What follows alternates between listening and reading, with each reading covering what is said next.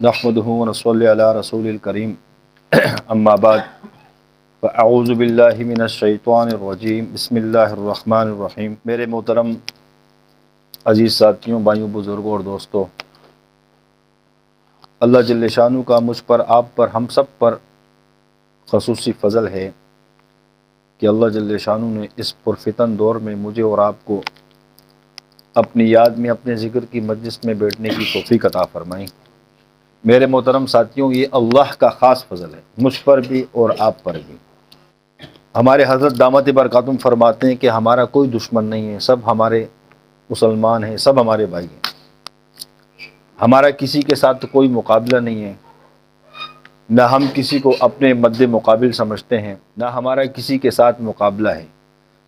جو لوگ بھی دین کے جس شعبے کے ساتھ منسلک ہے، دین کے جس شعبے کے ساتھ ان کی وابستگی ہے، دین کے جس شعبے کے ساتھ ان کا تعلق ہے، اور وہ اپنے اپنے شعبوں میں دین کی خدمت کر رہے ہیں، وہ اسلام کا کام کر رہے ہیں، وہ دین کا کام کر رہے ہیں۔ ہم کسی شعبے کو یہ نہیں کہہ سکتے کہ یہ شعبہ چھوٹا ہے، یہ بڑا ہے۔ سارے شعبے اعلیٰ ہیں۔ دین کے جتنے شعبے ہیں، سب کا تعلق، سب کی نسبت حضور صلی اللہ علیہ وسلم تک سے ہے، اور حضور صلی اللہ علیہ وسلم کی نسبت اللہ سے ہے۔ دین کے جتنے بھی شعبے ہیں، جتنے بھی کام ہیں، سب کی نسبت کس کے ساتھ ہے؟ آقا مدنی صلی اللہ علیہ وسلم کے ساتھ ہے۔ تمام شعبوں کی سند کہاں جاری ہے؟ حضور نبی کریم صلی اللہ علیہ وسلم کے ساتھ سند مل رہی ہے۔ میرے محترم ساتھیوں، بس فرق اتنا ہے کہ کچھ برکت والے کام ہوتے ہیں، کچھ فرضی کام ہوتے ہیں۔ جس شعبے کے ساتھ جس کی وابستگی ہے، وہ اس کے لیے فرضی کام ہے، باقی دیگر شعبے میں اس کی برکت ہے۔ کیا ہے؟ برکت۔ فرضی کا مطلب یہ ہے کہ ذمہ داری سمجھ لو اس کو، کہ جس شعبے کی طرف اللہ نے اس کے دل کو پھیرا ہے، اس شعبے میں اس سے کام لیے جا رہے ہیں، وہ اس کی ذمہ داری میں سے وہ۔ باقی دیگر شعبوں میں وہ کبھی وقت کے حساب سے جوڑتا ہے، بیٹھتا ہے، وہ برکت کے لیے۔ کس کے لیے؟ لیکن تمام شعبے برحق ہے۔ تمام شعبے، دین کے جتنے بھی شعبے ہیں، سب برحق ہیں۔ خانقاہی نظام برحق ہے، چاہے وہ جو بھی شخص بھی خانقاہی کام کر رہا ہے، جس کا تعلق جس سلسلے کے ساتھ ہے، وہ خانقاہی آستانوں کا نظام چلا رہے ہیں، وہ برحق ہیں، بشرطے کہ ان کا عقیدہ اہل سنت والجماعت کا ہو۔ عقائد پر ہوتا ہے نا منحصر، کہ اس کا نظریہ کیا ہے، نظریات اس کے اہل سنت والجماعت کے ہونے چاہیے۔ ٹھیک ہے، جس شعبے میں دین کے ہو، عقیدہ ہے کہ اس کے عقیدے، کیونکہ انسان کی بنیاد جو کھڑی ہوتی ہے وہ اس کے عقیدے پر ہوتی ہے، اس کے نظریات پر ہوتی ہے، کہ اس کا نظریہ کیا ہے۔ اس کا نظریہ اہل سنت والجماعت ہے، وہ برحق ہے، چاہے اس کا تعلق کسی بھی سلسلے سے ہو۔ میرے محترم ساتھیوں، ہم کسی کو اپنے مد مقابل نہیں سمجھتے، نہ کسی کے ساتھ ہمارا کوئی تقابل ہے، کوئی مقابلہ ہے۔ مقابلہ نہیں ہے، دین کی خدمت ہے، اللہ کی رضا کے لیے اللہ نے جو ڈیوٹی دی ہے، اس ڈیوٹی کو پورا کرنا، اس کا کام کرنا، بس فرق اتنا ہے۔ جتنے لوگ سلسلے چلا رہے ہیں، سلسلے کی خدمت کر رہے ہیں، اللہ کے دین کی خدمت ہو رہی ہے، وہ ہمارے بھائی ہیں، سب ہمارے کسی سے کوئی مقابلہ نہیں ہے۔ جتنے لوگ دین کا کام کر رہے ہیں، چاہے وہ دعوت تبلیغ کی صورت میں، وہ ہمارے بھائی ہیں، ہمارا ان سے کوئی مقابلہ نہیں ہے۔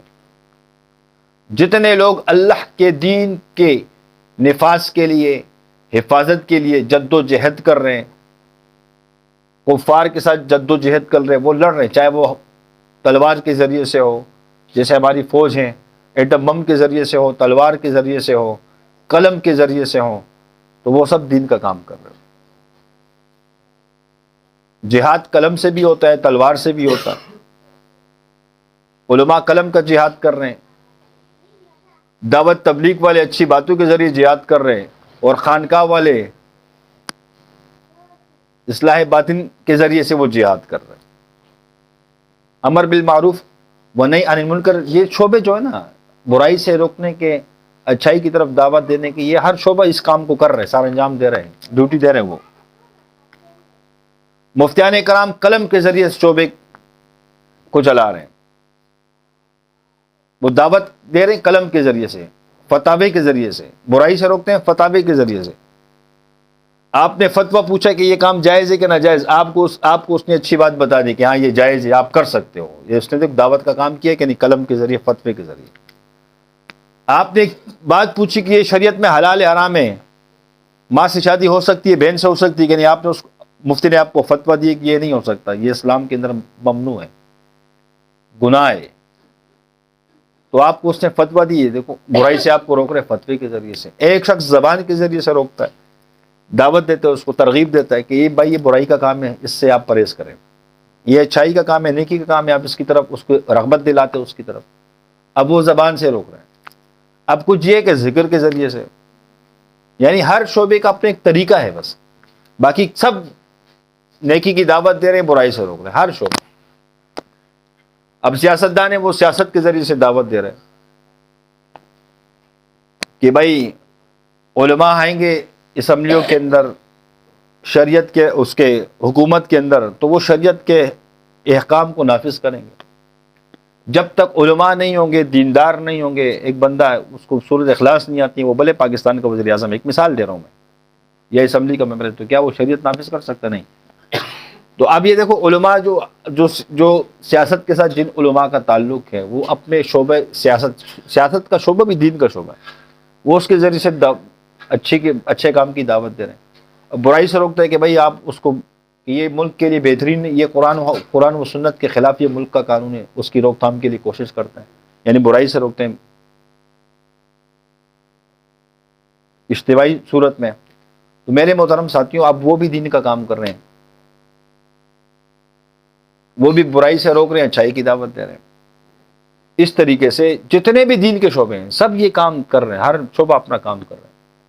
جب ہر شعبہ اپنا کام کرے تو یہاں جنگ ہی نہیں ہے، یا کسی کا مقابلہ ہی نہیں ہے۔ بس فرق اتنا ہے کہ جس شعبے میں اللہ نے جس کو قبول کیا، اب وہ اس کی ذمہ داری میں سے وہ شعبے کا کام کر رہا ہے۔ اللہ نے ہمارے ذمہ اب یہ ڈیوٹی لگائی، اب یہ ہماری ذمہ داری ہے۔ ایک مثال دے رہا ہوں میں آپ کو۔ تو اس طریقے سے ہر بندے کا اپنا، باقی جس شعبے میں بندہ جڑتا ہے وہ برکت کے لیے۔ میرے محترم ساتھیوں، جو لوگ بھی دین کا کام کر رہے ہیں، ہمارے وہ دشمن نہیں، وہ ہماری سر آنکھوں پر، ہمارے سروں کے تاج ہے۔ ان کی وجہ سے ہم پر تھوڑی نرمی ہو جاتی ہے۔ ایک شخص وہ دعوت و تبلیغ کا کام کر رہے ہیں، ایک پوری جماعت کام کر رہی ہے، اب اس جماعت کی برکت کتنی ہے کہ پوری امت سے اس کی ذمہ داری ختم ہو گئی ہے، فرض کفایہ پوری امت کا ادا ہو رہا ہے۔ اب کوئی بندہ کام نہیں کرتا تو وہ پکڑ میں نہیں آئے گا، کیونکہ فرض کفایہ پوری امت کی طرف سے ایک شعبہ ہے، وہ کام کر رہا ہے، باقیوں کی خیر ہو گئی۔ اس طریقے سے جو جس شعبے کا کام کر رہے ہیں تو اوروں کے اوپر نرمی آ جاتی ہے۔ میرے محترم ساتھیوں، بس یہ ہم سمجھ لیں، تمام شعبوں کی عظمت ہمارے دل کے اندر ہونی چاہیے، اس کی قدر و منزلت ہمارے دل کے اندر ہونی چاہیے، کسی کو حقیر نہ سمجھے، یہ خطرناک بات ہے۔ اگر آپ نے یہ سوچا کہ دعوت و تبلیغ والوں کو حقیر سمجھے، خطرناک بات ہے۔ وہ نبی کا کام ہے دعوت دینا، خطرناک بات ہے، ایمان خطرے میں پڑ جائے گا۔ حقیر سمجھنا کسی کو، حقارت سے دیکھنا نہیں، وہ بہت اعلیٰ کام ہے۔ کیا ہے؟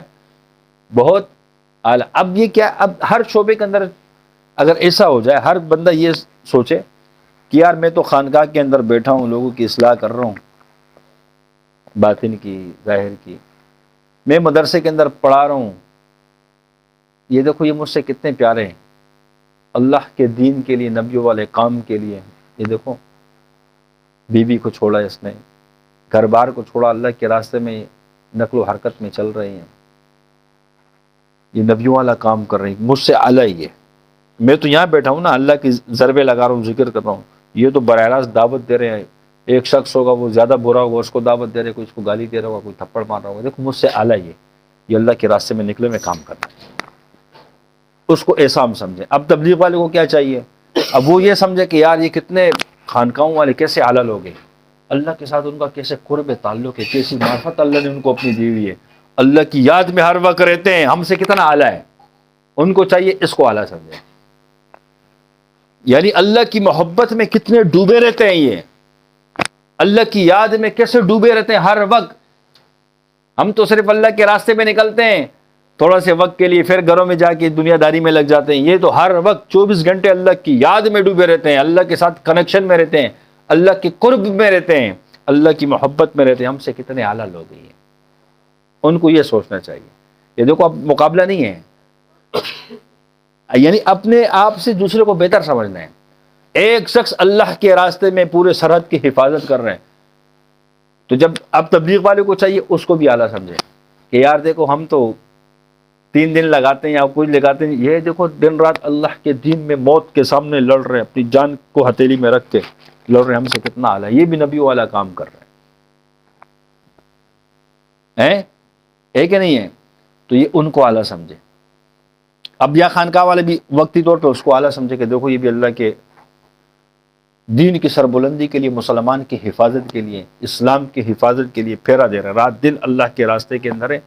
ایک بندہ اللہ کے راستے میں کھڑا ہے تو اربوں خربوں پوری امت بچی ہوئی ہے، پورے ملک کے عوام اس ایک بندے کی کھڑے ہونے کی وجہ سے سکون سے رات کو سو رہی ہے۔ ہم سے کتنے اعلیٰ لوگ ہیں، تو یہاں مقابلہ ختم ہو جائے گا، دل کے اندر نفرت نہیں آئے گی۔ اب وہ جو مجاہد اللہ کے راستے میں کھڑا ہے، چاہے وہ فوجی ہے مجاہد ہے، اب اس کے دل میں یہ آئے کہ یار یہ ہم سے کتنے پیارے لوگ ہیں یار، گھر گھر جا کے نبی کا پیغام پہنچاتے ہیں، ہم تو یہاں بارڈر پہ کھڑے ہوئے سرحد کی حفاظت کر رہے ہیں، یہ لیکن یہ ہم سے اعلیٰ یہ کہ گھر گھر جا کے نبی کا پیغام پہنچا رہے ہیں، ہم تو یہاں کھڑے ہوئے ہیں۔ اب اس کو چاہیے کہ وہ خانقاہ والے کو بھی اچھا سمجھے جو سرحد کی حفاظت کرے کہ یار ہم تو یہاں کھڑے ہوئے بس دشمن کی تاڑ میں لیتے ہیں کہ کہاں سے کوئی حملہ نہ ہو جائے۔ یہ دیکھو خانقاہوں والے ہر وقت اللہ کی یاد میں ڈوبے رہتے ہیں، اللہ کی معرفت میں ڈوبے رہتے ہیں، اللہ کے ساتھ جڑے رہتے ہیں، اللہ کے انوارات تجلیات کو ان پہ ضرور ہو رہا ہوتا ہے۔ ان کو چاہیے کہ وہ اس قسم کا گمان رکھیں۔ تو بتاؤ جب ایک دوسرے پر ہمارا ایسے گمان ہوگا تو دل میں کسی کے لیے وہ حقارت آئے گی؟ نہیں آئے گی۔ افضل دیکھو سارے کام افضل ہیں۔ اگر آپ اللہ کی یاد کی، اللہ کے خانقاہ کی فضیلت پہ آؤ گے، ذکر کی، تو قرآن حدیث میں آتا ہے کہ اللہ نے جو نا ایک جنت کے ایک دروازہ خاص ذاکرین کے لیے پیدا کیا۔ فضائل ہے نا۔ اب آپ انسان جو اللہ کے راستے میں نکلتا ہے، دعوت دیتا ہے، تو ذکر سے اس کے اندر طاقت آتی ہے، اس کی دعوت میں اثر ذکر سے آتا ہے۔ ایک مجاہد جب اللہ کے راستے میں نکلتا ہے تو وہ جو لڑتا ہے تو وہ ذکر کی پاور سے لڑتا ہے۔ کیا خیال ہے؟ یہ فضائل سنا رہا ہوں میں آپ کو۔ اب یہ تو یہ فضیلت ہے خانقاہ کی، ذکر کی، جو بڑے بڑے شیاطینوں کو مغلوب کر کے رکھتے ہیں، یہاں بزرگ بیٹھ کے توجہ مارتے ہیں، پورے امت کی حفاظت یہ بھی کر رہے ہوتے ہیں، یہ نظر نہیں آتا باطنی طور پہ۔ یہ کتنا افضل کام ہے، یہ اس کی فضیلت ہے۔ اب اللہ کے راستے کی فضیلت سمجھ لو کہ اللہ کے راستے میں ایک دن یا ایک رات کا لگانا دنیا معافیت سے افضل ہے، اس کی فضیلت بھی بڑی ہے۔ اب اللہ کے راستے میں جان دینے کی، لڑنے کی فضیلت آتی ہے تو حدیث میں آتا ہے کہ جس کا جو شہید ہوتا ہے اس کا خون کا خطرہ گرنے سے پہلے اللہ اس کی مغفرت فرما دیتا ہے، تو اس کی بھی فضیلت ہے نا۔ جیسے یہاں خانقاہ کی فضیلت ہے، ذکر کی فضیلت ہے، وہاں اس کی بھی فضیلت ہے نا۔ اب یہاں تو مقابلہ نہیں کر سکتے ہو، کسی فضیلت کا انکار۔ یہ تو اللہ نے ایک نظام ایسے بنایا ہے کہ انسان فضائل کو سن کے اس کے دل میں لالچ پیدا ہوتی ہے۔ باقی اللہ نے تو یہ سمجھانے کے لیے ہمیں کہ ہر شعبے کی اہمیت آ جائے۔ باقی اللہ تو قیامت کے روز اتنا دیں گے بے حساب، سمجھیں؟ تو یہاں دیکھو یہاں مقابلہ ختم ہو گیا۔ یہاں ہمارا تو ویسی مقابلہ نہیں ہے کسی شعبے کے ساتھ، یہ سب شعبے ہمارے، ہم سب شعبے کے، سب ہمارے بھائی ہیں، سب ہمیں چاہیے کہ ایک دوسرے کے دستے بازو بنے۔ کیا بنے؟ دستے بازو بنے۔ تو یہ چیزیں کلیئر ہوگی۔ ہمارے جتنے بھی ساتھی ہیں، ہمارے کسی ساتھی کے دل میں دین کے کسی شعبے کے بارے میں کوئی خراش نہیں آنی چاہیے۔ یہ تمام ساتھی نوٹ کر لیں۔ یہ نہیں کہ کسی تبلیغ والے کو دیکھا اس کو حقیر سمجھا، کسی مدرسے والے کو دیکھا اس کو حقیر سمجھا، علماء کو حقیر سمجھا کہ ہم تو ذکر کرتے ہیں، ہم تو یہ خانقاہ میں بیٹھتے ہیں، ہم تو یہ، ہم تو وہ۔ یہ حقارت سے نہیں، اللہ ناراض ہوگا، اس کا مطلب کبر آ جائے گا۔ ہم جو بیان کرتے ہیں، ہمارے بڑے جو بیان کرتے ہیں، ہم اللہ کی نعمت کو بیان کرتے ہیں کہ اللہ نے جو ہمیں نعمتیں دی ہوئی ہم اس کا بیان کرتے ہیں، نہ کہ تکبر کے طور پہ، نہ کسی پہ فخر اس کے طور پر، اپنے آپ کو بڑا سمجھنے کے طور پر۔ تو میرے محترم ساتھیوں، آپ کو، ہم سب کو جو اللہ نے نعمتیں دی ہیں اس کو بیان کرو اللہ کی نعمت سمجھ کر، نہ کہ تکبر کے طور پر۔ کس کے طور پر؟ تکبر کے طور پر۔ بس یہ ہم اس چیز کو سمجھیں کہ کسی شعبے کو ہم حقیر نہ سمجھیں، کسی شعبے کو ہم چھوٹا نہ سمجھیں، سب بڑے ہیں۔ اصل انسان کی جو قیمت لگتی ہے اس کے اعمال کی لگتی ہے. ہمیں تو یہ دیکھنا چاہیے کہ اللہ کی نظر میں کون کتنا بڑا ہے، کسی بھی شعبے سے اس کا تعلق ہو. اصل چیز کیا ہے کہ یہ دیکھیں کہ اللہ کی نظر میں کون کتنا مقرب ہے، اللہ کے ساتھ تعلق کس کا کتنا ہے، بس اس چیز کو دیکھیں. اور خیر کا گمان کرے مومن پر. الظن مومنین خیر، مومن پر خیر کا گمان ہو کہ یار مجھ سے یہ اعلیٰ ہے، یہ شخص مجھ سے افضل ہے. نہ کہ اپنے آپ پہ کہ میں تو بڑا ذکر کرتا ہوں، میں تو دن رات ذکر میں مشغول رہتا ہوں. نہیں، اپنے آپ کو چھوٹا بناؤ. اپنے آپ کو دیکھو تصوف کے اندر کیا ہے، اپنے آپ کو مٹا دینا. بلکہ دین کے ہر شعبے میں کا یہ تعلق یہ ہے کہ اپنے آپ کو مٹا دینا. دیکھو راستے جدا جدا ہے، مقصد سب کا ایک یاد رکھو. مقصد سب کا کیا ہے کہ اللہ ہم سے راضی ہو جائے. راستے جدا جدا ہیں. اب اللہ کو کوئی تبلیغ کے ذریعے راضی کر رہے، کوئی جہاد کے ذریعے راضی کر رہے، کوئی دفاع صحابہ کے ذریعے راضی کر رہے، کوئی ختم نبوت کے ذریعے اللہ کو راضی کرے، کوئی سیاست کے ذریعے اللہ کو راضی کرے، کوئی سوشل ورک کے ذریعے سے اللہ کو راضی کر رہے، اور کچھ خانقاہوں کے ذریعے سے، علم باطن کے ذریعے سے اللہ کو راضی کر رہے، کچھ جو نا علم کے ذریعے سے، مدارس کے ذریعے سے اللہ کو راضی کرے. مقصد سب کا ایک ہے کہ اللہ ہم سے راضی ہو جائے، لیکن راستے سب کے الگ الگ ہیں، شعبے سب کے الگ الگ ہیں. باقی مقصد سب کا کیا ہے؟ ایک ہی ہے. لہٰذا مقصد ہم تمام شعبوں والوں کا ایک ہی ہے، راستے جدا ضرور ہے. تو یہاں جب مقصد ایک ہے تو یہاں پھر کیا کسی کو چھوٹا کسی کو بڑا سمجھنا. کامیابی وہ ہے کہ ایک شخص سے اس کا تعلق کسی اس کے ساتھ نہیں ہے، وہ سب کے ساتھ محبت رکھتا ہے، عقیدت رکھتا ہے. جہاں گیا وہ ادھر کا ہو گیا، جہاں گیا ادھر کا ہو گیا. اس کی موت پر اللہ سے راضی ہو گیا. کامیابی تو یہ ہے. ایک شخص سے دل میں حسد رکھے، دل کے اندر ایسے امراض رکھے، بغض رکھے اپنے مسلمان کے لیے، اس کی حرکت ہے اس قسم کی، اللہ اس کے انتقال پہ اللہ اس سے ناراض ہو، تو یہ کامیابی نہ نہیں. تو دیکھو کس کے ساتھ اللہ کا کتنا تعلق ہے، یہ غیب ہے، یہ کسی کو پتہ نہیں. اس لیے کسی عام آدمی کو بھی حقیر نہ سمجھے. ہو سکتا ہے اس کا ہم سے زیادہ تعلق ہو اللہ کے ساتھ. ہم اپنے تعلق پہ غرور کرتے ہیں نا، اللہ معاف فرمائے، تکبر کرتے ہیں نا کہ میں تو بڑا ذکر کرتا ہوں، میرا بڑا اللہ سے تعلق ہے. نہیں، ہو سکتا ہے ایک عام بندہ ہو، اس کا تعلق اللہ سے زیادہ ہو. تو یا ختم ہوگی. اب یہ شعبے جو اللہ نے ہماری ڈیوٹی لگائی ہے، میرے محترم ساتھیوں، اس چیزوں کی طرف ہم توجہ نہ دیں، بس دین کا کام کریں. ہاں یہ بات، ایک بات اور سمجھنے کی ہے. بعض ہم لوگ کیا کرتے ہیں، جو ہمارے اندر مرض آ جاتے ہیں، اپنے شیخ کو سب سے اعلیٰ سمجھنا ہے. کیا سمجھتے ہیں؟ یہ ہے میری ذات کے لیے. کس کے لیے؟ یہ میری اپنی ذات کے لیے، مجھے اس سے فائدہ ہوگا کہ میں سب کو پیر مانتا ہوں، جتنے بھی ہیں اللہ والے سب کو بزرگ مانتا ہوں، لیکن اپنے شیخ کو اپنی ذات کے لیے بڑا مانتا ہوں. عقیدت میری اپنی شیخ سے زیادہ ہے، کیونکہ مجھے جو فائدہ ہوگا میرے شیخ سے ہوگا، کسی اور سے نہیں. اس کا مطلب یہ نہیں ہے کہ میں اپنے شیخ کی عقیدت میں ایسا اندھی تقلید کروں کہ میں اوروں کی حقارت کروں. یہ خطرناک بات ہے. حضرت فرماتے ہیں کہ ایسے لوگوں سے ہمارا واسطہ نہیں ہے. ہم لوگوں کے عقائد درست کریں، خراب نہیں کریں. یہ عقیدہ نہیں بناؤ کہ بس میرا ہی شیخ ہے اور تو سب کسی کام کے نہیں ہے. بہت خطرناک بات ہے. حضرت فرماتے ہیں کہ ہم بھی ہے، وہ بھی ہے، ہم بھی ہے. بات آ رہی سمجھ میں؟ یہ نہیں کہ کسی اور کا پتہ چلے کہ یار فلاں ایک بندہ ہے، وہ کسی شیخ کا مرید ہے، تو ہم کسی کی مرید کو کاٹنے کی کوشش نہ کریں، نہ کسی کے مرید کو حقارت سے سمجھیں، نہ کسی کے پیر کو ہم حقیر سمجھیں. اپنی شیخ کی عظمت ہے، وہ میرے دل کے اندر ہے، دل دکھانے کی چیز نہیں ہے. میں اپنے شیخ کو سب سے اعلیٰ سمجھوں. میں اپنے شیخ، کیونکہ میرا تعلق میرے شیخ کے ساتھ ہے. مجھے جو اللہ دے گا وہ میرے شیخ کے ذریعے سے دے گا، کسی اور کے ذریعے سے نہیں دے گا. تو لہٰذا میرا شیخ بڑا ہے میرے لیے. اب کوئی اس کو چھوٹا سمجھے بڑا سمجھے، اس سے میرا لینا دینا نہیں ہے. بات آگی سمجھ میں؟ میرا شیخ ہے میرے لیے. اس طریقے سے اگر ہمارے سامنے کوئی اور سلسلے والا آتے ہیں، وہ اپنے شیخ کی بڑائی کرتا ہے کیونکہ وہ عقیدت کی بنیاد پر کر رہا ہوتا ہے، تو ہم اس سے لڑے نہیں. کیونکہ یہ تصوف کا اصول ہے کہ تم اپنے شیخ کو سب سے اعلیٰ سمجھو گے. وہ حضرت فرماتے نا کہ مرید شیخ خست نو مرید لبست ہے. اگر شیخ اس کا چھوٹا بھی ہے لیکن اس کے مرید کے لیے وہ بہت بڑا ہے. بات آ رہی سمجھ میں؟ میرے محترم ساتھیوں، بس اس کو ہم سمجھے. حضرت رشید احمد گنگوئی رحمۃ اللہ علیہ، اشرف علی تھانوی رحمۃ اللہ علیہ، یہ لوگ بڑے حضرات یا اکابرین کیا فرماتے تھے؟ فرماتے تھے کہ اگر ایسا ہو کہ ایک طرف شیخ عبد القادر جیلانی بیٹھا ہو اور ایک طرف ہمارے شیخ حاجی امداد اللہ ماجر مکی بیٹھا ہو، رحمۃ اللہ علیہ، تو ہم شیخ عبد القادر جیلانی کو چھوڑ کر اپنے شیخ کے پاس آ کر بیٹھیں گے. کیوں؟ کہ ہمیں جو مل رہا ہے یہاں سے مل رہا ہے. اس کا مطلب یہ نہیں ہے، یہ اپنے شیخ کے ساتھ ایک عقیدت ہوتی ہے کہ انسان اپنے شیخ کو بڑا سمجھتا ہے، اور یہ ہے بھی. جب تک تم اپنے شیخ کو بڑا نہیں سمجھو گے، اعلیٰ نہیں سمجھو گے، اپنے شیخ کو اپنے لیے کچھ نہیں سمجھو گے، تمہیں فیض کیسے اللہ دے گا؟ تمہیں اس کی نسبت کیسے اللہ دے گا کہ تم نے اپنے شیخ کو کچھ سمجھا ہی نہیں؟ لیکن یہ میرے ذات کے لیے، ہر بندے کی اپنی ذات کے لیے، نہ کہ یہ کسی اور پہ تھوپنے کے لیے، یا نہ کہ کسی اس وجہ سے کسی اور کو ہم حقیر سمجھے، کسی پیروں کو. بات آ رہی سمجھ میں؟ تو ہم کسی کو حقیر بھی نہ سمجھیں. باقی اللہ نے جو ہمیں نسبت دی ہے، کوئی مانے یا نہ مانے، اس سے ہمیں فرق نہیں پڑتا. ہمارے شیخ کو کوئی مانے نہ مانے، اس سے فرق نہیں پڑتا. فرق اس سے پڑتا ہے کہ میں مانتا ہوں اپنے شیخ کو کہ نہیں.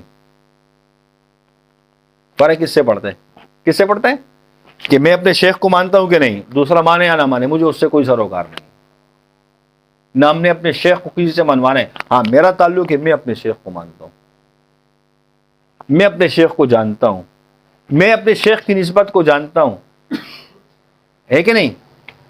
تو ہم نے کسی سے اپنے شیخ کو منوانا ہی، لڑائی نہیں کرنی کسی سے. یہ بھی بعض ہوتا ہے نا کہ نہیں. تو یہ چیزیں ہوتی ہیں نا، یہ کمزور چیزیں ہوتی ہیں. تو اس میں عقائد بھی انسان کے خراب ہوتے ہیں. ایسا نہ ہو کہ ہم تو اپنے عقیدے کی بھی اصلاح ساتھ میں کرتے ہیں. ٹھیک ہے، بات آ رہی سمجھ میں؟ میرا شیخ ہے میرے لیے، اور حقیقت ہے یہ بات. آج اگر ہم یہاں بیٹھ کے بات کر رہے ہیں، کس کی وجہ سے کر رہے ہیں؟ شیخ کی وجہ سے نا. میرا شیخ کچھ نہ ہوتا تو میں یہاں بیٹھا ہوتا. آج جو ہم جادوگروں سے لڑ رہے ہیں، کس کی وجہ سے؟ شیخ کی وجہ سے نا. تو میرے محترم ساتھیوں، اللہ ہمارے مشائخ کا سایہ ہم سب پر تاج سلامت رکھے، قائم رکھے. لیکن اس کا مطلب نہیں ہے کہ ہم ہوروں کی حقارت کریں، ہوروں کو حقیر سمجھے. یہ بہت خطرناک بات ہے. ان کو بھی پیر سمجھے، ان کو بھی بزرگ سمجھے. اب میرے مشائخ تو نہیں ہے نا وہ، لیکن ہے تو ہے نا، کسی کے مشائخ تو ہے نا. اب مجھے ایک بات بتاؤ، اگر ہم کسی کے، چلو اس کا 2 نمبر پیر ہے، اگر ہم اس کے 2 نمبر پیر کی اس کے سامنے، کسی کے مرید کے سامنے برائی کریں گے، تو ہمارے شیخ پہ بات کرے گا کہ نہیں؟ کرے گا کہ نہیں؟ تو ہمیں ایسی بات کرنی چاہیے، کیونکہ ہم خود اس کو موقع دے رہے ہیں کہ آپ تو بھی شروع ہو جائے میرے شیخ کے پیچھے، کیونکہ تیرے شیخ کو تو میں چھوٹا سمجھ رہا ہوں. ظاہر سی بات ہے، جب کسی کے سامنے کسی شیخ کی برائی کرو گے تو وہ خاموش تو نہیں بیٹھے گا، کیونکہ اس کے اندر بھی تو نسبت ہوتی ہے اپنے شیخ کی، ہے کہ نہیں؟ اب ایسا تو ہو نہیں سکتا کہ میں کسی کے مشائخ کو برا بولوں اور میرے شیخ کے بارے میں وہ کچھ نہ بولے. تو ہم کوشش کریں کہ اپنی طرف سے ایسی کوئی چیزیں بلنڈر نہ مارا کریں کہ جس کو کسی کو بات کرنے کا موقع ملے. وہ کہتے ہیں، وہ پشتو کی ایک مثال ہے نا، کہ تو میری بری ماں کو کچھ نہیں بول، تیری اچھی ماں کو میں کیسے کچھ کہہ سکتا ہوں؟ میری ماں اگر بری ہے تو ہے بری نا.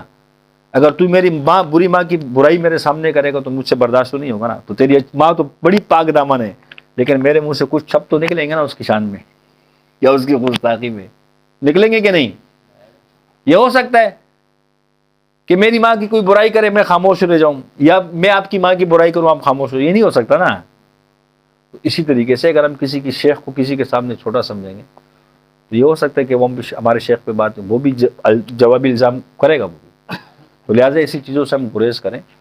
اپنے شیخ سے عقیدت رکھیں. عقیدت اور محبت کا تعلق دل کے ساتھ ہے. دل ہمارا اپنے شیخ کے ساتھ جڑا ہوا ہونا چاہیے، نہ کہ جسم. جسم بھلے امریکہ میں ہو، لیکن دل جوڑنا چاہیے اپنے بڑوں کے ساتھ. کیا جوڑنا چاہیے؟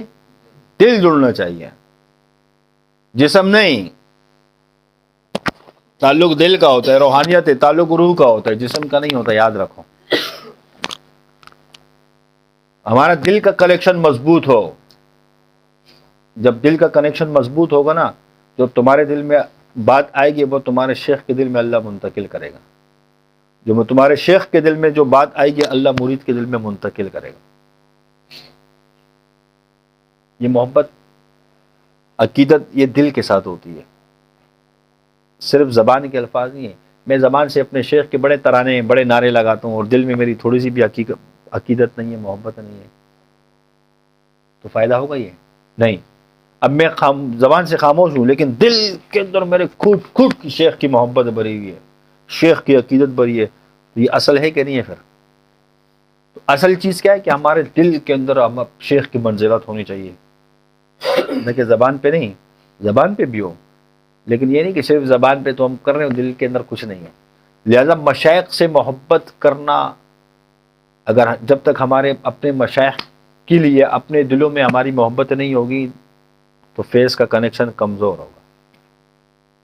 اللہ جو علوم نوازے گا شیخ سے، وہ اس کی عشق اور محبت کی وجہ سے نوازے گا. جتنی محبت ہوگی اتنے اللہ آپ کو علوم ٹرانسفر کرے گا، جتنی عقیدت ہوگی اتنا ہی اللہ آپ کو فیض دے گا.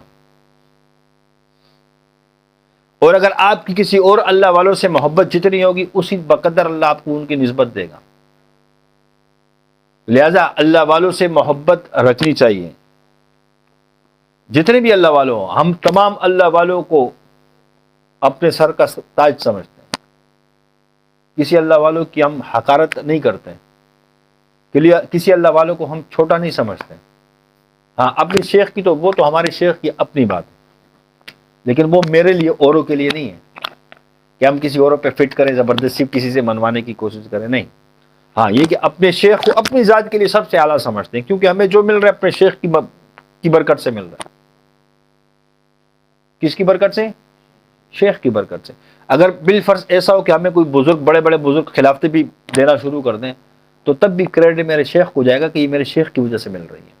میری شیخ کی نسبت نہ ہوتی یہ مجھے کہاں خلافت دیتا. میرے شیخ کی نسبت قوی ہے، مجھے اپنے شیخ سے نسبت حاصل ہے. اگر کہیں اور سے مجھے خلافت ملتی ہے تو وہ اعزازی خلافت ہوگی، مجازی نہیں ہوگی، کیونکہ اس نے اعزاز کے طور پہ مجھے خلافت دی، کیونکہ میرے شیخ کی نسبت قوی ہے، اس کے دل میں اللہ نے ڈالا. تو وہ کریڈٹ بھی اللہ کی طرف جائے گا. یہ نہیں سمجھے یہ بھی شیطان کی چالیں ہوتی ہیں. لہٰذا میرے محترم ساتھیوں، اپنے سلسلے کو دل کے اندر اس کی تعظیم ہو، عظمت دل کے اندر ہو، اس کی عقیدت دل کے اندر ہو، اور مضبوط عقیدت ہو، ہلکی نہ ہو. جتنے دل کے اندر شیخ کی سلسلے کی عظمت ہوگی، عقیدت ہوگی، محبت ہوگی، عشق ہوگا، اتنا اللہ نوازے گا. یہ راستہ عاشقوں کا ہے. کس کا ہے؟ ہمارے حضرت تو یہ فرماتے ہیں کہ جس جس شعبے کے ساتھ جو لوگ جڑے ہوئے ہیں اس ہر بندے کو چاہیے اپنے شعبے میں عاشق بن کر رہے تاکہ اس شعبے میں اس کو بھرپور فائدہ ہو سکے. تو اور تصوف میں ہمیں اپنے بڑوں کا عاشق بننا چاہیے. جب تک ہم عاشق نہیں ہوں گے، یہ منزلیں جو طے ہوتی ہیں عشق کی بنیاد پر طے ہوتی ہیں. کس کی بنیاد پر؟ مجاہدے بھی اس کے ذریعے ہیں، لیکن تمہارے دل میں عقیدت نہ ہو، میرے دل میں شیخ کی محبت عقیدت نہ ہو، صرف مجاہدے سے فائدہ نہیں ہوگا. یہ تصوف کی بات کر رہا ہوں میں. ایسے سے تمہیں ملیں گے کہ ان کے مجاہدے تھوڑے ہوں گے، لیکن شیخ کی عقیدت اور محبت اتنی ہوگی جن کی وجہ سے اللہ نے ان کو کمال کا بنایا. ان میں نگاہ ولی میں وہ تاثیر دیکھی، بدلتی ہزاروں کی تقدیر دیکھی. تو ان کی نگاہیں بھی کافی ہوتی ہیں. جس صحابہ پر حضور کی نگاہ پڑی وہ صحابی بن گیا. جس کامل شیخ کی نگاہ صرف اپنے مرید پر پڑتی ہے نا وہ بھی کمال کا بن جاتا ہے. یاد رکھو، یہ نہیں کہ صرف مجاہدے مجاہدے مجاہدے، ہم شیخ کی عقیدت اور محبت نہ ہو، عشق کی کمی اور مجاہدوں پہ ہم نے زور دیا ہو. نہیں، مجاہدے ہیں اخلاص کے ساتھ، عشق کے ساتھ. جہاں تم عاشق بنو گے، میں عاشق بنوں گا، اللہ ایسے فیضیاب کرے گا کہ ہم سوچ نہیں سکتے. اللہ دل کو دیکھتا ہے، عمل کو نہیں دیکھتا. یاد رکھو، اللہ کے دربار میں جو قیمت لگتی ہے وہ انسان کے عمل کی نہیں لگتی ہے، اخلاص کی لگتی ہے. اللہ تعداد نہیں دیکھتا کہ تم نے 1000 نیکیاں کی. اللہ تمہارے دل کو دیکھا کہ دل سے کیے کہ نہیں کیے. تمہاری ایک نیکی ہوگی دل سے ہوگی، وہ 1,00,000 نیکیوں کے سے بھی باری ہوگی. اللہ کے یہاں جو قیمت ہے نا وہ کوانٹٹی کی نہیں ہے، کوالٹی کی ہے. بات آ گئی؟ اللہ کیا فرماتے کہ میں تمہارے دلوں کو دیکھتا ہوں، تمہارے دلوں کو دیکھوں گا، اندر اخلاص کتنا ہے. اس لیے تو کہتے ہیں نا کہ اخلاص کے ساتھ کھجور کا آدھا دانہ بھی تم دو گے اور پہاڑ سے زیادہ اللہ تمہیں جڑ دے گا. ریاکاری کے لیے تم پورے کھجور کی بڑے شاخیں دے دو لوگوں کو، الٹا پکڑ کا ذریعہ بنے گا. بات آ رہی سمجھ میں؟ اللہ کی یہاں قیمت لگتی ہے اخلاص کی. کس کی؟ اخلاص کی طرح. عمر فاروق رضی اللہ تعالیٰ اپنے مال میں سے آدھا لے کر آئے، تعداد میں بہت زیادہ. ابوبکر صدیق جو کچھ تھا سوئی تھی وہ بھی لے کر آئے، دیکھنے میں اتنا سے لے کر آئے. لیکن اللہ کے یہاں قیمت کس کی لگتی ہے؟ اخلاص کی لگتی ہے. کہ وہ اللہ کے لیے آدھا لے کر آیا، آدھا چھوڑ کر آیا. اور وہ ابوبکر صدیق رضی اللہ کے لیے سب کچھ لے کر آئے، جو بھی تھا، ایک سوئی تھی وہ بھی لے کر آیا. تو اللہ کے یہاں کیا چلتا ہے؟ اخلاص چلتا ہے. یہ تصوف کے اندر بھی یہ کہ اللہ تمہارے اخلاص پہ فیصلے کرتا ہے. دیتا اللہ ہے، شیخ ذریعہ ہے اس کا، لیکن اللہ تمہارے دل کو دیکھتا ہے کہ دل کے اندر عقیدت کتنی ہے، محبت کتنی ہے، عشق کتنا ہے. اس کے بقدر اللہ تمہیں اپنے شیخ سے فیض دیتا ہے. اور جس مرید کی محبت عشق زیادہ ہوتا ہے، اللہ اس شیخ کے دل پر الہام کر دیتا ہے کہ اس کو یہ ٹرانسفر کر دے. یہ شیخ کا دل کس کے ہاتھ میں ہے؟ اللہ کے ہاتھ میں ہے نا. اب شیخ پر واردات ہوتی ہے کہ اس کو ٹرانسفر کر دے، اس کو یہ دے دے. اب یہ کیا ہے کہ اس کے اندر اخلاص، عشق اتنا ہوتا ہے کہ وہ عشق کی آگ کی وجہ سے اس کو ٹرانسفر ہو رہا ہوتا ہے. اب میرے دل کے اندر عشق نہیں ہے، میں بس مراقبات اور میں سمجھ لوں کہ اسی سے نوازے گا اللہ، اسی سے ملے گا، اسی سے ملے گا. ٹھیک ہے، ثواب ضرور ملے گا. جو تم حاصل کرنا چاہتے ہو وہ تمہیں عشق سے ملے گا. کس سے ملے گا؟ عشق سے ملے گا. غالباً خواجہ باقی باللہ رحمۃ اللہ ایک مرید تھے، دل خوش ہو گیا، کہتے ہیں مانگ جو مانگنا ہے آج. مرید کیا کہتا ہے؟ حضرت مجھے اپنی طرح بنا دے. کہا یہ نہیں مانگ، باقی جو مانگتے ہیں مانگ. کہا حضرت اپنی طرح بنا دے. کہا یہ نہیں مانگ، جو مانگنے مانگ. کہا اپنی طرح بنا دے. پھر کہا جا لگ جا سینے کے ساتھ. سینے کے ساتھ لگایا، جو اللہ نے اس کے دل میں انوارات، تجلیات، علم رکھا تھا سارا کا سارا ٹرانسفر مارا. وہ اس کا فیض برداشت نہ کر سکا. مرید 3 دن زندہ رہا، اس کے بعد انتقال کر گیا. لیکن خواجہ باقی باللہ ہو کر وہ انتقال کر گیا. کیا بن کر؟ خواجہ باقی باللہ. یہ عشق سے ٹرانسفر ہوتا ہے. جو ذکر کرتے ہیں اور مجاہدے کرتے ہیں، اس سے استعداد پیدا ہوتی ہے برداشت کرنے کی. کیا پیدا ہوتی ہے؟ استعداد پیدا ہوتی ہے. اور عشق سے ٹرانسفر ہوتا ہے. تو یہاں بولنا نہیں پڑتا، کیونکہ عاشق کے دل میں کچھ ہوتی نہیں ہے، طلب نہیں. عاشق یہ نہیں دیکھتا کہ اللہ مجھے یہ مل جائے. عاشق کی کسی چیز کی طلب میں نہیں ہوتا، وہ عشق کے طلب میں ہوتا ہے، محبت کی طلب. اس کو جو دیوانہ کیا ہوتا ہے نا، اس کی محبت نے کیا ہوتا ہے. عاشق کو کسی چیز کی طلب نہیں ہوتی. اس لیے تو عاشق کو اپنے شیخ کے اندر عیب نظر نہیں آتا. کسی عاشق کے سامنے تم بات کرو، مجنون ہوتا ہے وہ اپنے شیخ کی برائی برداشت نہیں کر سکتا. کیوں؟ اس کے دل کے اندر وہ عشق کی آگ ہوتی ہے. اس کے شیخ کے اندر اگر لاکھوں برائیاں ہو، لیکن وہ مرید اپنے شیخ کا عاشق ہے، اس کے مرید کو جو عاشق ہوتا ہے اپنے شیخ کے اندر وہ بھی خوبی نظر آتی ہے، برائی تو نظر آتی نہیں ہے. عشق کی آگ برائیوں کو ختم کر دیتی ہے. بات آ رہی سمجھ میں؟ اللہ مجھے اور آپ کو اپنے مشائخ کا، اپنے سلسلے کا عاشق بنا دے. آمین. میں اور آپ کوشش کریں عاشق بننے کی. اور عاشق کو غرض نہیں ہوتی، یاد رکھو. عشق کس کو کہتے ہیں یار؟ عشق کے اندر انسان اپنے آپ کو جلاتا ہے. پروانے کو شمع سے، موم بتی سے، آگ سے محبت ہوتی ہے، اس کو پتہ نہیں اس کے اندر گھس رہا ہوتا ہے، وہ جل جاتا ہے. آپ اس کو روشنی میں چھوڑو گے، اندھیرے میں چھوڑو گے، پھر وہ روشنی کی طرف، شمع کی طرف آئے گا. موم بتی کی جیسے وہ روشنی کی طرف آتا ہے جل جاتا ہے. تو عاشق کو غرض صرف معشوق کی ہوتی ہے، اس کو کچھ نہیں کرتا. جو بندہ اللہ کا عاشق بنتا ہے وہ کہتا ہے اللہ تو مل جا، کچھ نہیں چاہیے. اور یہ بھی پھر قاعدہ ہے نا کہ جس کو اللہ مل جائے اس کو سب کچھ ملا کہ نہیں ملا. ایک بندہ بولتے چلو ایک مذاقی بات، ایک بندہ بولتے خانقاہ کی چابی مل جائے، ایک بولتے استاد مل جائے. دونوں میں سے کون سی چیز اعلیٰ ہو گئی؟ یہ ویسے ایک مارا بھی اس میں بنڈ مارا، سمجھانے کے لیے کہہ رہا ہوں. ایک بندہ چابی کی وجہ سے ناراض ہوتا ہے کہ چابی نہیں مل رہی ہے. چابی بڑی چیز نہیں. میں نے اس دن بھی بات کی تھی کہ نظام کو ترجیح نہیں دو، ترجیح نسبت کو دو.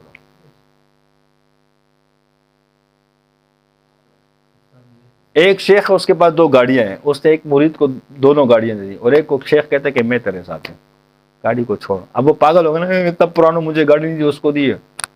تیرے کو تو جو اعلیٰ چیز ہے تیرے ساتھ ہی ہے نا.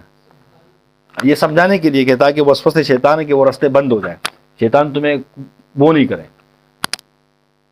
بات آ رہی سمجھ میں؟ اس طرح بہت سے واقعات ملیں گے آپ کو کہ اولادوں کے اندر جائیداد کا مسئلہ آیا تو بھائی آپس میں لڑنا شروع کر دیے. ایک چھوٹا کہتا ہے کہ مجھے ماں کی خدمت چاہیے. تیسرا وہ لالچی ہوتے ہیں، وہ تو مال کے لالچ میں ہوتے ہیں، ان کو تو ماں کی خدمت نہیں. اور آپس میں دونوں پلاننگ کر دیتے ہیں کہ چلو یار ہمیں تو ماں تو ہمیں چاہیے، ویسی بھی نہیں خدمت یہی کریں، یہ تو پٹیک ہے. کم سے کم اس کو آڑ بنا کے وہ کیا کرتے ہیں، وہ جائیداد حسب کرتے ہیں. کہتے ہیں یار ماں تو ہماری ماں ہے، تیری کہاں سے آ گئی، ہم تو بڑے، ہمارا حق بندے خدمت کرنے کا. اب یہ ڈائلوگ ہے. چھوٹا کہتے ہیں میری ماں خدمت کا مجھے موقع میں. وہ کہتے ہیں ایک شرط پہ ماں تمہارے حوالے کریں گے، جو تمہارے حصے میں جو جائیداد ہے وہ ہمیں دے دو، ماں تمہاری ہوگی خدمت میں. وہ بھی ماں کا عاشق ہوتا ہے، وہ جائیداد کو نہیں دیکھتا، وہ چابی کو نہیں دیکھتا، وہ کہتے ہیں مجھے میری ماں مل جائے. ماں کو اٹھا لیتا ہے، کہتے ہیں لے جاؤ جائیداد تم. اپنے ایسا بھی بھائیوں کو دیتے ہیں. اس کی ماں کی خدمت کرتا کرتا مفلسی میں ہوتا ہے بیچارہ. جب اس کی ماں روح پرواز کر جاتی ہے، اس خدمت کے نتیجے میں اللہ اس کو اتنا مال دیتا ہے کہ وہ پھر ترستے ہیں. بات آگی سمجھ میں؟ تو انتخاب کرو نسبت کا، اعلیٰ چیزوں کا. صحیح ہے میرے محترم ساتھیوں؟ یہ جو فنڈنگ کے معاملات، دیگر معاملات، یہ ایک نظام کا ایک حصہ ہے. نظام کو زیادہ ترجیح نہیں دے گا، اس کی وجہ سے ناراض نہیں ہوا کرو کہ کسی کو ڈانٹ دیے. نظام ہے، نسبت دیکھو کہ اللہ ہماری نسبت کو مضبوط کرے. ٹھیک ہے. باقی اللہ نے تمہیں نقشبندی شاذلی بنایا ہے. نقشبندی شاذلی کو تو کمال کا ہونا چاہیے. اس کی وجہ کیا ہے؟ وجہ یہ کہ تم دن رات اللہ کے دشمنوں سے لڑ رہے ہوتے ہو. کس سے؟ اللہ کے دشمن سے. اتنا بڑا اجر اللہ تمہیں دیتے ہیں. حدیث میں آتا ہے کہ جس نے ایک بندے کی جان بچائی اس نے پوری انسانیت کی جان بچائی. ایک بندہ آپ کی وجہ سے وہ ٹھیک ہو جاتے ہیں، آپ اس کا علاج کرتے ہو، آپ نے پوری انسانیت کی جان بچائی کہ نہیں بچائی؟ ثواب ملا کہ نہیں ملا؟ تو یہ نسبت پر فخر کرو کہ اللہ نے ہمیں اس سلسلے کی برکت سے اتنے اجر سے نواز رہے اللہ ہمیں. باقی ہماری تو حیثیت کیا ہے، جتنے گناہگار ہیں وہ ہمیں پتہ ہے، لیکن لوگوں کی نظر میں اللہ نے کیا؟ یار یہ ذاکرین ہے. میرے محترم ساتھیوں، نقشبندی شاذلی وہ ہے جو خود مصیبت میں چلا جاتا ہے لیکن مریض کو راحت دے دیتا ہے. خود رات تکلیف میں گزارتا ہے لیکن مریض رات کو سکون سے سو جاتا ہے. مریض پر کوئی جادو کا مسئلہ ہو، جنات کا مسئلہ ہو، اس پہ حاضری ہو رہی ہو، جنات اس کو تکلیف دے رہے ہو، اس کو فون کرتے ہیں، یہ اس کی کاٹ میں لگ جاتے ہیں، اس کے دم کرنے میں لگ جاتا ہے، وہ مریض تو سو جاتے ہیں آرام سے سکون کے ساتھ، لیکن یہ بیچارہ پوری رات لڑ رہا ہوتا ہے. نقشبندی شاذلی تو اوروں کے غموں کو اپنے سر لیتا ہے. خدمت ہے، یہ چھوٹی چیز نہیں ہے. اور اللہ کو وہ بندہ پسند ہے، اللہ کے نزدیک زیادہ قرب والا وہ بندہ ہے جو اللہ کے مخلوق پر رحم کرتا ہے. یاد رکھنا، اگر اللہ کے مقرب بننا چاہتے ہو، اللہ کے زیادہ قریب بننا چاہتے ہو، اللہ کی مخلوق پہ رحم کرنا شروع کر دو. کسی مخلوق کو بھی حقیر نہ سمجھو، اپنے ساتھیوں کو بھی اپنے سے اعلیٰ سمجھو. خود اپنے آپ کو یہ بولو میں دن رات غفلت میں گزارتا ہوں وقت. میرا یہ ساتھی ہے یار، یہ دن کو بھی اللہ کے ساتھ وابستہ رہتے ہیں، تعلق میں رہتے ہیں، گپ شپ میں رہتے ہیں، رات کو بھی رہتے ہیں، بھلے وہ نہ رہتے ہو، لیکن آپ گمان یہ کرو، اپنے آپ کو چھوٹا سمجھ لو، حقیر سمجھ لو کہ میں تو کمزور ہوں. یہ نہیں بولو کہ میں زیادہ ذکر کرتا ہوں، یہ وہ کر رہا ہوتا ہے، یہ نہیں بولا کرو. کوئی سلام کرتے میں ذکر کرتا ہوں، یہ بیٹھا ہوا ہے، ساتھی نے سلام کیا، او میرے ذکر تو نے خراب کر دی. شکر کرو کہ سلام کا مطلب کہ اللہ تم پر سلامتی کرے، تمہیں اتنی پیاری دعا دی، تمہارے ذکر سے اس کے دل میں اللہ نے دعا ڈالی، تم سے ہاتھ ملا کے دعا تمہیں دے رہے ہیں. تم سمجھ جاؤ نا کہ اس وقت یہ سلامتی مجھ پر آنے والی جب اس کے منہ سے اللہ نے سلام کھلوایا. تم الٹا یہ سمجھتے ہو کہ میرا ذکر خراب کر دیا. یہ سمجھنے کی چیزیں ہوتی ہیں. اتنی بڑے خیروں سے بندہ محروم ہو جاتے اپنی انا کی نفس کی وجہ سے. کس کی وجہ سے؟ نفس کی وجہ سے. ہمارے بھی دل چاہتے ہیں نا کہ ہم بھی رات کو مراقبے کریں، ذکر کریں. کیا کریں؟ ایک ہے خلق، ایک ہے امر. ہم تو یہ چاہتے ہیں یہ خلق میں سے کہ میں پوری رات میں بھی نماز پڑھوں، میں بھی خانقاہ میں پوری رات مصلی پہ کھڑے ہو جاؤں، یہ میں چاہتا ہوں. لیکن اللہ تو نہیں چاہتا نا. 1 بجے کسی کو اللہ بھیج دے گا، یار مریض ہے دم کر دے اس کو.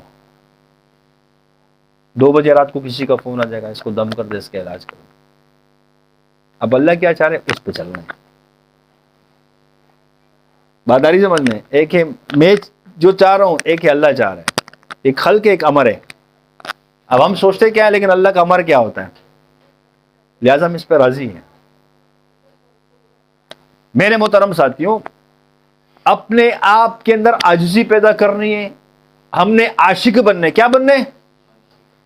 عاشق کو دنیا کی کوئی طاقت فیل نہیں کر سکتی. یہ اپنے دماغ میں ڈال دو. عاشق کو کوئی فیل نہیں کر سکتی. اور عشق یہ نہیں اپنے سلسلے سے عشق کرو، اپنے شیخ سے عشق کرو. جب تمہیں اپنے شیخ سے عشق ہوگی تو تمہیں اپنے شیخ کے تمام مریدوں سے بھی عشق ہوگا. یہ نہیں کہ پھر تم کسی اور کو وہ حقیر سمجھو گے.